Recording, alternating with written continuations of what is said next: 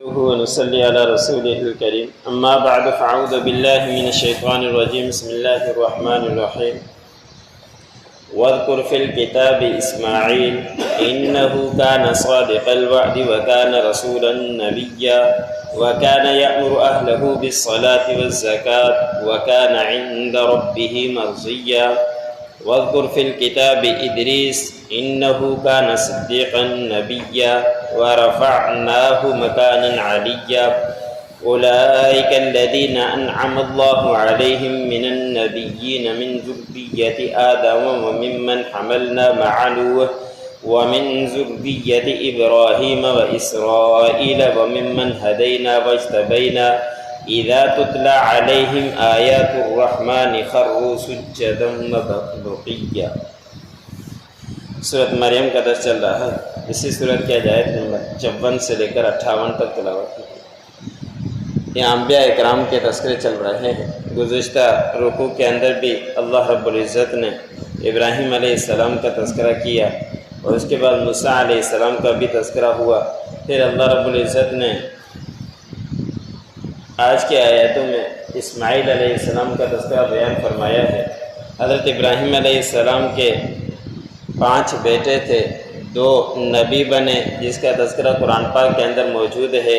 ایک حضرت اسماعیل علیہ السلام، دوسرے اسحاق علیہ السلام۔ اسماعیل بڑے تھے، اسحاق چھوٹے تھے، تو اللہ رب العزت نے اسماعیل علیہ السلام کا ذکر فرمایا کہ قرآن پاک کے اندر اسماعیل علیہ السلام کا ذکر کیجئے کہ بے شک وہ وعدے کے سچے تھے اور رسول و نبی تھے۔ وعدے کے سچے تھے تو یہ ہر کسی کے اندر صفت ہے، لیکن کسی کے ساتھ خاص نسبت ایک طرح سے کر دی جاتی ہے۔ تمام انبیاء اکرام وعدے کے سچے ہی ہوتے ہیں۔ اسماعیل علیہ السلام کے بارے میں آتا ہے کہ کسی نے ان سے وعدہ کیا تھا کہ آپ یہیں رکیں، میں آتا ہوں کسی معاملے کی بنا پر، اور پھر مفسر نے لکھا ہے کہ 3 دن یا 1 مہینہ یا 1 سال تک وہ بندہ نہیں آیا ہے۔ اسماعیل علیہ السلام وہیں موجود رہے، اور اس کے بعد جب وہ آیا تو اسماعیل علیہ السلام وہاں سے ہٹے۔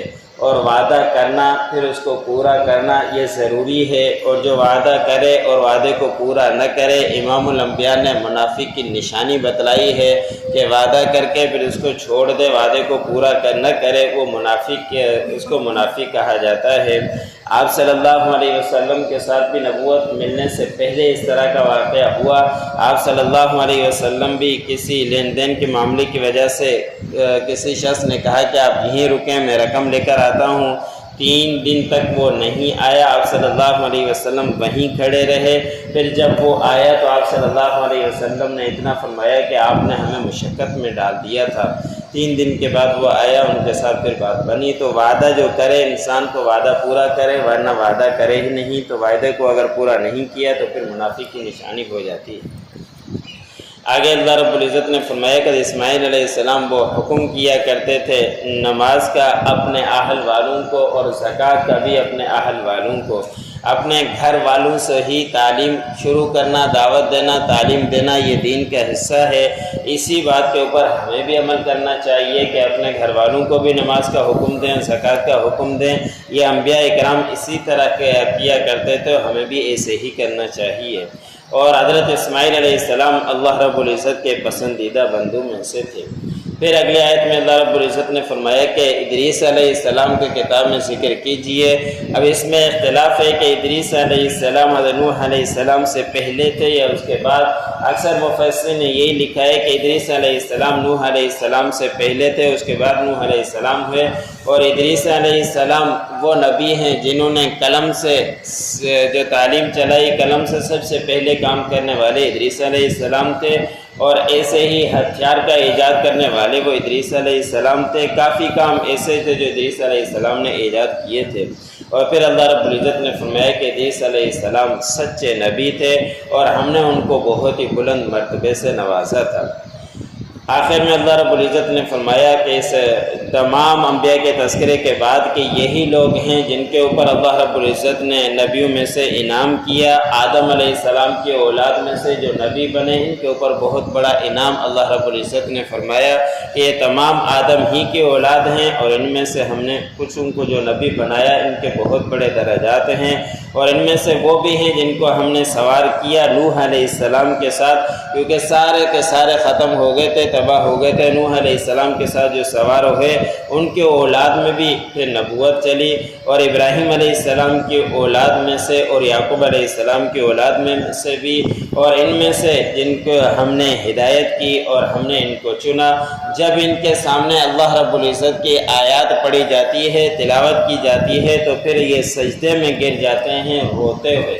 اب یہ قرآن پاک کا ایک سجدے کی آیت ہے۔ قرآن پاک کے اندر 14 سجدے آتے ہیں، جس نے سنا اس کے اوپر بھی اور جس نے پڑھا اس کے اوپر بھی سجدہ لازم ہو جاتا ہے، اور اس کے لیے بھی وہی شرائط ہے جو نماز کے لیے ہے کہ انسان کا بدن کا پاک، جسم کا پاک ہونا، نماز کا وقت ہو تو وقت ہونا، اور ایسے ہی باوضو ہونا اور کعبۃ اللہ کی طرف منہ ہونا، یہ سجدے کے شرائطوں میں سے ہے۔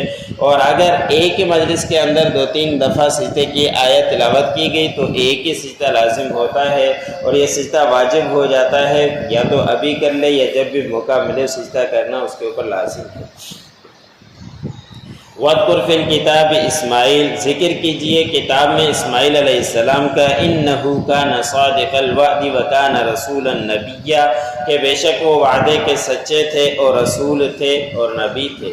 وَكَانَ يَأْمُرُ أَهْلَهُ بِالصَّلَاةِ وَالزَّكَاةِ، اور وہ حکم کیا کرتے تھے اپنے اہل والوں کو نماز کا اور زکوٰۃ کا۔ وَكَانَ عِندَ رَبِّهِ مَرْضِيًّا، اور وہ اپنے رب کے پسندیدہ بندوں میں سے تھے۔ وَاذْكُرْ فِي الْكِتَابِ ادریس، ذکر کیجئے کتاب میں ادریس علیہ السلام کا، إِنَّهُ كَانَ صِدِّيقًا نَبِيًّا، کہ بے شک وہ سچے نبی تھے۔ وَرَفَعْنَاهُ مَكَانًا عَلِيًّا، اور ہم نے ان کو بلند کیا مرتبے کے اعتبار سے بہت بلند۔